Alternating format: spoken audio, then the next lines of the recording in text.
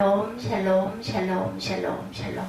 하나님 사랑합니다. 여러분 주 안에서 사랑합니다. 오늘 빌립보서 1장 27절에서 30절 사순절 말씀 우리 함께 나누고 갑니다.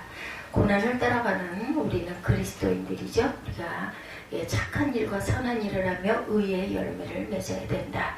의의 열매는 창조의 목적이기도 합니다. 로마서 2장 13절에도 오직 율법을 행하는 자라야 의롭다 하심을 얻으리니, 누가복음 1장 6절에도 하나님 앞에 의인이 주의 모든 계명과 규례대로 흠이 없어야 한다라고 말씀하죠. 에스겔 18장 9절에도 내 율례를 따르면 내 규례를 지켜 진실하게 행할진대 그는 의입니다, 이렇게 말씀합니다. 그리고 하나님의 영광과 찬송이라고 11절에 이렇게 말씀하죠. 1장 11절에 보면 내가 내 영광을 위하여, 또한 마태복음 5장 13절에서 16절에도 세상의 소금이니 세상의 빛이라 아버지께 영광을 돌리게 하려 한다라고 말씀하죠. 20절에 보면 살든지 죽든지 그리스도가 존귀하게 되려 하려 함이라. 나의 간절한 기도와 소망을 따라 아무 일에든지 부끄러워하지 아니하고 지금도 전과 같이 온전히 담대하여 살든지 죽든지 내 몸에서 그리스도가 존귀하게 되려 함이라 말씀하시고 계십니다. 그래서 우리가 살아도 주를 위하여 죽어도 주를 위하여 살아야 되겠다. 육신으로 사는 이것이 내 일의 열매라고 22절에 말씀합니다. 그러나 만일 육신으로 사는 이것이 내 일의 열매일진데 무엇을 택해야 하는지 나는 알지 못한다. 하나님께서 우리에게 알게 하시죠. 말씀 속에서. 요한복음 5장 29절에 선한 일을 행한 자는 생명의 부활로, 악한 일을 행한 자는 심판의 부활로 나온다라고 말씀합니다. 의인과 악인의 부활에 대해서 사도행전 24장 15절에도 증거하죠. 그들 사이에 끼었다 23절에 말씀하죠. 내가 그들 사이에 끼었으니 차라리 세상을 떠나서 그리스도와 함께 있는 것이 훨씬 더 좋은 일이라 그렇게 하고 싶으나 내가 육신으로 있는 것이 너희를 위하여 더 유익하리라. 바울이 이렇게 얘기하고 있어요. 살아서 복음을 전파해야 하는 사명과 죽어서 그리스도와 함께 있기를 바라는 갈망 사이에서 갈등하고 있다는 뜻이죠. 이 둘 사이에서 바울이 진정으로 위한 것은 죽어서 그리스도와 함께 있는 것이라. 우리가 아주 고난스럽고 힘들 때 이런 생각할 때가 많죠. 은혜를 주신 것은 그를 위하여 고난도 받게 하려 하십니다. 29절이죠. 그리스도를 위하여 너에게 은혜를 주신 것은 다만 그를 믿을 뿐 아니라 또한 그를 위하여 고난도 받게 하려 합니다. 로마서 6장 16, 7절에 우리가 그와 함께 영광을 받기 위하여 고난도 함께 받아야 할 것이라. 사도행전 14장 22절에도 우리가 하나님의 나라에 들어가려면 많은 환난을 겪어야 할 것이라. 데살로니가 후서 1장 4절에서 6절에도 이는 하나님의 공의로운 심판의 표요 너희로 하여금 하나님의 나라에 합당한 자로 여김을 받게 하려 함이니 그날을 위하여 너희가 또한 고난도 받는다, 이렇게 말씀하세요. 우리가 사순절을 시작하면서 사순절을 따라가면서 주님을 얼마나 생각하고 살아가는지 우리가 마음으로 한 번쯤 돌아볼 줄 알아야 합니다. 주님은 나를 위해서 생명을 주셨는데 나는 주님을 위해서 작은 고난 하나도 참기 어려워하죠. 생명을 얻기 위해서는 많은 대가를 치러야 합니다. 우리 기독교는 고난의 종교이면서도 또한 생명의 종교이죠. 그러한 고난과 희생이 없이는 생명을 얻을 수가 없다. 오늘 고난을 따라가는 저와 여러분들이에요. 그래서 말씀하고 있습니다. 예수님의 십자가 고난과 희생은 그분을 따르고 믿는 모든 사람들에게 생명을 선사하시죠. 삶 속에서도 우리가 순간순간 하나님의 은혜를 생각하면서 기뻐하고 감사할 수 있는 것, 그것이 바로 하나님이 우리에게 주신 평강의 생명인 줄로 믿습니다. 사람에게는 육신적인 삶도 중요하지만 더 크고 중요한 삶은 당연히 영적인 삶이죠. 영적인 삶을 통해서 주님을 따라가고 주님을 닮아가고 거룩한 하나님 나라 백성이 우리가 될 수가 있고 되어갑니다. 영적인 삶이 없다면 동물이라는 피조물과 별로 다르지가 않습니다. 육적인 삶과 달리 영적인 삶에는 고난이 함께 따라온다. 육적인 삶을 끝없이 죽이고 억제하고 제어하는 만큼 영적인 삶이 더 풍성하게 이루어지죠. 그래서 고난은 필수적으로 그리스도인의 생활 속에 들어있다는, 우리의 삶 속에 들어있어요. 하나님을 잘 믿고 살아가고 있는데 어느 날 갑자기 질병이 발견돼서 정말 그 순간부터 깜깜해지죠. 고생을 많이 하다가 세상을 떠나는 사람도 있고, 사업자 다녀오다가 교통사고를 만나서 한순간 생명을 잃는 경우도 있습니다. 사랑하는 자식이 실수를 해서 감옥에 갇혀 기가 막힌 생활을 하고 아주 깜깜한 절망에 빠지는 부모들도 있습니다. 사람들의 인생길은 정말 예측할 수가 없죠. 어느 때 갑자기 고난이 찾아올지도 모르죠. 믿음 생활을 잘해도 고난이 찾아오고 믿음 생활을 잘하지 않아도 고난은 찾아옵니다. 우리 인생에 고난이 왜 찾아오는 것일까? 고난에 담긴 의미가 무엇이고 하나님은 왜 사람들에게 이렇게 고난을 주실 것일까요? 고난 속에는 놀라운 신비가 숨어 있습니다. 고난을 통하지 않으면 도저히 알 수 없는 것들이 있죠. 예수님은 고난을 위하여 이 땅에 오셨어요. 십자가의 고난과 희생을 위해서 이 땅에 오셔서 인류의 고난을 대신 지시기 위해서 땅에 오셔서 많은 기도를 하셨죠. 사람들의 육적인 삶은 고난을 끊임없이 피하고자 합니다. 육적인 삶은 언제나 편리와 안전을 추구하죠. 육적인 즐거움과 만족의 모든 에너지를 쏟고 살아갑니다. 뭔가를 추구하고 살아가죠. 뭐 하려고? 기뻐지려고. 육적인 안정과 만족과 행복이 이 세상에서의 성공이고 목표가 돼서 가죠. 그러나 성경은 육신의 생각은 하나님과 원수가 된다고 로마서 8장에 말씀합니다. 고난을 피하려는 육체적인 삶과 고난을 통해서 영적인 부유함이 이루고자 하는 삶은 언제나 충돌을 합니다. 고난이 없이 영적인 삶에 참여하기가 힘들어요. 중세기에 수도원에 들어가는 사람들이 고행을 하는 이유도 영적인 삶을 더 풍성하게 누리고자 뭔가를 깨닫고자 그렇게 해서 수도원들을 들어가죠. 고난당하기 전에는 내가 그릇 행하였던 이제는 주의 말씀을 지키나이다. 시편 119편 67절입니다. 고난이 없이 내 뜻대로 생활할 때는 하나님 없이 사는 삶이죠. 자기 인생을 살려고 고난을 피해 다니다 보면 성숙하지도 못하고 강해지지도 못해요. 이 세상에 살면서 언제나 만날 수 있는 삶의 고난과 시련은 분명한 의미가 있다라는 것. 신앙이 있든 없든 하나님을 잘 믿든 믿지 않든 찾아온 고난에 담긴 신비를 깨달는 지혜가 우리에게 있어야 되겠죠. 아브라함도 고난이 있었고 요셉도 다윗도 고난이 있었어요. 일반적으로 고난에 대한 관점은 인과응보의 법칙이라고 생각할 수가 있습니다. 잘못을 보면서 고난이 왔다는 거죠. 물론 죄를 범하면 고난이 올 수 있죠. 그런데 죄를 범하지 않고 의롭게 살려고 노력해도 고난은 어느 순간 찾아옵니다. 예고가 없이 찾아올 때가 많아요. 욥은 의인이라 인정을 받았고 특별한 죄를 범하지 않아도 고난이 찾아왔어요. 견디기 힘든 고난을 참아야 했던 욥이죠. 의롭게 살다가 고난당한 그리스도인들이 너무나 많습니다. 믿음을 지키려다가 고난을 당한 사람들이 역사 속에 정말로 많습니다. 그러므로 잘 믿는다고 고난이 없다고 생각하면 다른 생각이 아니죠. 오히려 잘 믿기 때문에 더 많은 고난이 찾아올 수도 있습니다. 그것을 통해서 우리가 극복하면서 단단해지고 그리고 그것을 넘어설 줄 아는 믿음과 또한 힘과 또 능력이 생기죠. 그래서 디딤돌이라는 말이 있죠. 우리가 항상 딛고 일어날 줄 알아야지 그 디딤돌이 아닌 그것이 우리를 넘어뜨리는 돌이 되어서는 안 되겠죠. 다니엘도 그랬고 모르드게도 그랬습니다. 신앙생활을 잘 하려고 하다가 더 큰 고난을 받죠. 믿음의 용사들은 고난을 기쁘게 받아들여 고난을 오히려 감사의 조건으로 만든 것을 우리가 봅니다. 바울사도는 갈라디아서 6장 14절에서 그러나 내게는 우리 주 예수 그리스도의 십자가 외에 결코 자랑할 것이 없다 이렇게 말하죠. 십자가의 고난을 자랑하겠다고 증거합니다. 이 정도 되면 신앙의 경기가 보통이 아니라는 것을 우리가 깨닫게 되죠. 일반적으로 고난을 피하고 십자가를 피하려고 해요. 다들 그렇죠. 그러나 바울사도는 십자가 외에 다른 것은 자랑할 것이 없다 이렇게 고백합니다.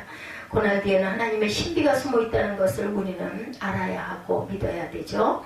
현재는 고난의 의미를 깨닫지 못하고 훗날의 고난의 의미를 깨닫게 되는 것이 믿음의 길입니다. 예수님은 친히 십자가의 길을 걸어가셨고 우리들로 하여금 십자가의 길을 따라오라고 부르시죠. 또 우리에게 이르시되 아무든지 나를 따라오려거든 자기를 부인하고 날마다 제 십자가를 지고 나를 딸 것이라. 누가복음 9장 말씀이죠. 믿음의 길에는 언제나 십자가 고난이 함께 따라옵니다. 고난이 따라오죠. 주님의 제자들도 고난의 길을 걸었고 2000년 기독교 역사 가운데 고난 없이 믿음의 길을 걸었던 선조들은 한 사람도 없었습니다. 시편 119편 71절이죠. 고난당하는 것이 내게 유익이라 이로 말미암아 내가 주의 율례들을 배우게 되었나이다. 우리가 많이 고백하는 시편 말씀이기도 합니다. 주님과 함께 걸어가는 길은 힘든 여정일 수가 있어요. 그러나 그것이 내게 유익이 되고 주님의 사랑으로 어느덧 변화가 되어가는 것이죠. 이 세상에서 고난을 피해 쉽게 살려고 애쓰는 사람들에게도 고난은 반드시 있습니다. 이 세상이 고난의 현장이기 때문이고, 그래서 고해라는 말을 많이들 써요. 어떻게 생각하면 불교 용어 같지만 한 문자로 풀어서 보면 고난의 바다다 이런 뜻이죠. 일반인들이 당하는 고난과 그리스도인들이 당하는 고난은 또한 차이가 있기도 합니다. 일반인들이 당하는 고난은 세상과 맞서 싸우면서 당하는 고난, 자기 인생의 여정 속에 만나는 고난, 자기의 죄와 잘못으로 인한 고난, 세상이라는 큰 바다에서 살아남고자 하는 고난 등이죠. 일반인들도 고난을 겪고 나면 인내심이 생기고 인생의 깊이가 달라지고 인격적으로 넓어지고 다양한 경험을 하게 되므로 원만한 사람이 되기도 하죠. 반면에 그리스도인들이 당하는 고난은 하나님의 인도하심과 돌보심과 함께하심을 통하여 다른 차원의 고난이 될 때가 많이 있습니다. 아브라함이 겪은 고난은 믿음의 조상이 되는 고난이었죠. 야곱이 겪은 고난은 이스라엘의 12지파와 믿음의 나라를 만드는 고난이었습니다. 모세의 고난은 애굽 땅에 있는 백성들을 광야로 인도하여 훈련하는 고난이었고, 바울 사도의 고난은 이방인들에게 복음을 전하기 위해서 받은 고난이었습니다.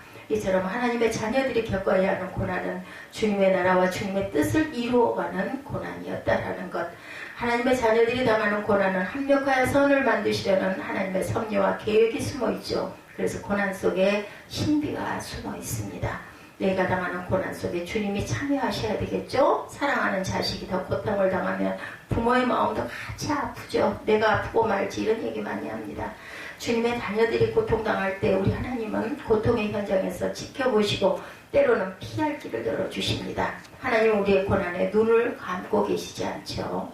하나님께서 주시는 고난은 사람들로 하여금 깨닫게 하고 회개하는 역할을 합니다.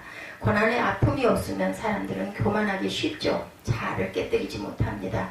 자기 중심으로 살아가고 고난을 만나면서 자신을 돌아보고 깨닫고 회개하고 새 사람이 되어가죠. 고난의 긴 터널을 건너보지 못한 사람은 아직 인생의 길이와 넓이를 모릅니다.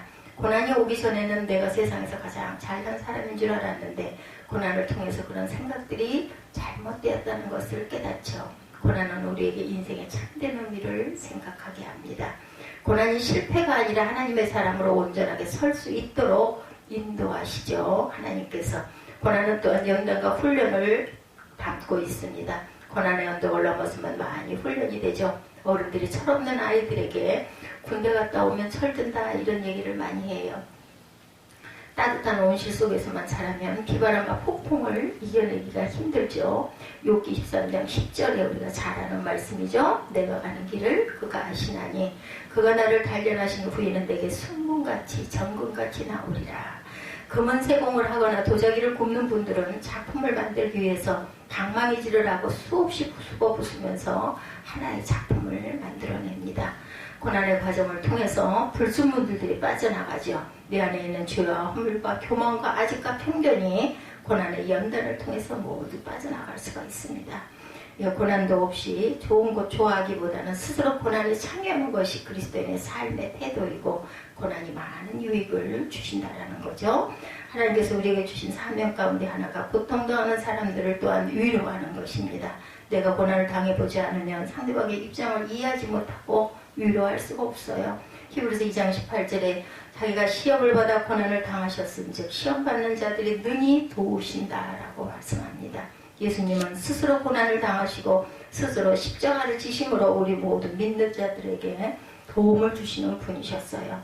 주님의 고난에 함께 적게나마 참여해보지 않으면 주님의 마음을 조금 더 이해할 수가 없죠. 예수께서 십자가를 지시려고 붙잡혀 가실 때 모든 제자들은 도망을 갔죠. 고난의 의미가 무엇인지 알지 못했습니다. 그래서 고난이 무섭고 두렵고 도망을 가고 싶은 그런 마음이 우리들도 많이 들지. 어려운 일이 낮게 생기면 훗날에 십자가의 고난을 달게져야 한다는 진리를 그들이 은혜를 받고 성령을 받고 깨닫고 나서 모두가 한결같이 십자가의 고난을 피하지 않고 순교들을 한 것을 우리가 압니다. 모든 제자들이 자기에게 주어진 십자가를 달게 졌습니다. 베드로전서 4장 1절에 그리스도께서 이미 육체의 고난을 받으셨으니 너희도 같은 마음으로 갑옷을 삼으라. 이런 육체의 고난을 받은 자는 죄를 그쳤습니다. 이렇게 말씀합니다. 십자가의 고난을 받아들이면 죄가 그치고 용서받게 된다는 것이죠. 그리스도께서 우리를 위해 대속의 고난을 받으신 것은 우리로 하여금 다시는 육신의 정욕을 쫓지 않고 하나님의 뜻을 따라 육체의 남은 때를 살게 하려는 그런 것이죠. 사람의 욕심은 죄를 만드는 원인이기 때문에 구원받은 우리는 사람의 욕심을 따라 살지 말고 하나님의 뜻을 따라 거룩하고 선한 생활을 해야 할 줄 믿습니다. 그리스도인들은 고난을 피하기보다는 담대히 맞서는 자세를 가져야 합니다. 주님을 얻기 위해서, 주님을 알기 위해서 우리는 주님의 고난에 참여해야 되겠죠. 주님께서 가신 길을 묵묵히 뒤따라 가면 됩니다. 기독교의 역설은 고난을 당하고 죽을 때 다시 사는 역사가 있다는 것이죠. 우리가 죽으면 다시 살리라. 내가 죽어야 살아요. 내 안에 내가 아닌 예수께서 온전히 나를 점령하셔야 우리가 살아가죠. 세상을 이기는 방법은 그리스도의 이름으로 죽어야 한다는 것. 그리스도인들은 고난을 만나면 기도합니다. 그리스도인들이 고난을 이길 수 있는 가장 좋은 방법 가운데 하나가 기도죠. 기도한다고 고난이 금방 사라지는 것은 아니에요. 예수님은 극한 고난이 찾아왔을 때 이 잔을 내게서 옮기시옵소서. 그러나 내 원대로 마옵시고 아버지의 원대로 되기를 원하나이다. 이렇게 누가복음에서 말씀합니다. 고난을 피하고 싶지만 하나님 아버지 뜻에 순종하셨어요. 고난이 올 때 기도하면 고난을 이길 수 있는 힘을 주시죠. 스스로 고난을 이길 수는 없지만 기도하면 주님께서 힘을 주시고 이길 수 있도록 도와주십니다. 따라서 고난 속에 담긴 뜻을 찾으며 열심히 기도하는 것이 그리스도인들의 자세입니다. 어떤 사람은 가정의 사건, 사고를 많이 경험하고 견디기 힘든 시련과 고난을 겪고 난 후에 하나님의 뜻을 발견하고 신학을 한 사람들도 있습니다. 고난은 인내를 배우게 하고 겸손을 배우게 하고 눈물의 가치를 알게 하죠. 필리핀에 선교사로 간 어떤 분이 그분의 아들은 아버지가 자신을 버리고 선교사로 간 것에 대해서 하나님도 원망하고 부모도 원망했다 그래요. 자기 혼자 서울에 버리고 갔다고 처음에는 교회도 잘 나가지 않으려고 했다고 합니다. 근데 하나님께서 두고 간 그 아들의 길을 열어주셨어요. 부모님이 자기를 버렸다고 생각해서 어떻게 하든지 열심히 공부해서 카이스트에 들어가고 계속 공부해서 미국에까지 스스로 유학을 가서 좋은 길을 열었다고 그래요. 부모님이 함께 했더라면 그렇게 열심히 공부하지 않았을 것인데 부모님이 자신을 버렸다고 생각하고 스스로 일어나기 위해서 열심히 공부하니 하나님께서도 길을 열어주셨다라는 거죠. 그 아들은 일찍 찾아온 고난을 통해서 더 큰 연단과 훈련을 받고 스스로 일어날 수 있는 힘을 얻었어요. 결국 시간이 지나면서 하나님의 뜻을 깨닫죠. 하나님께서 자기를 훈련시키셨다라는 것을 깨달았다는 거죠. 시편 34편 19절에 의인은 고난이 많으나 야훼께서 그의 모든 고난에서 건지시는도다 말씀합니다. 주님을 따라가는 사람들은 고난을 피하지 않고 고난과 함께 걸어가면 하나님께서 고난을 이기게 하시고 또한 건져주시고 또한 마음의 평강을 주시는 기쁨을 주시는 선물을 주시죠. 불같은 시련과 물을 통과하는 고통을 주시기도 합니다. 그리고 난 후에 풍부한 곳으로 인도하시죠. 하나님께서 고난을 주셨고 고난 가운데 함께 하셨고 고난 이후의 삶을 더욱 풍성하게 욥을 보면 그렇죠. 시편 66편 10절에서 12절에 하나님이여 주께서 우리를 시험하시되 우리를 단련하시기를 은을 단련한 같이 하셨으며 우리가 불과 물을 통과했더니 주께서 우리를 끌어내사 풍부한 곳에 들이셨나이다. 이렇게 증거합니다. 하나님께서 우리에게 주시는 고난을 아주 귀하게 받아들일 줄 알아야 되겠죠. 가정의 고난, 개인의 고난, 국가적인 고난, 그리고 교회의 고난도 있습니다. 주의 자녀들에게 임하는 고난은 하나님께서 주시는 신비한 의미가 있다라는 것. 고난이 왔다고 불평하고 원망하고 시간을 낭비하지 말고 그럴수록 우리는 기도해야 되겠죠. 인생을 낭비하면 안 되겠죠. 광야에서 이스라엘 백성들은 고난 속에 원망하고 불평하다가 광야에서 모두 죽고 말았습니다. 고난을 넘어서는 믿음이 필요합니다. 하나님께서 우리를 일꾼 만드시려고 주시는 고난을 이겨내면 위대한 사람들이 되죠. 하나님께서 주시는 고난의 유익을 깨닫게 됩니다. 고난을 수용하고 주님의 뒤를 따라가는 저와 여러분들 사순절 첫날 우리가 준비하는 하루가 되시기를 주님의 이름으로 축복합니다.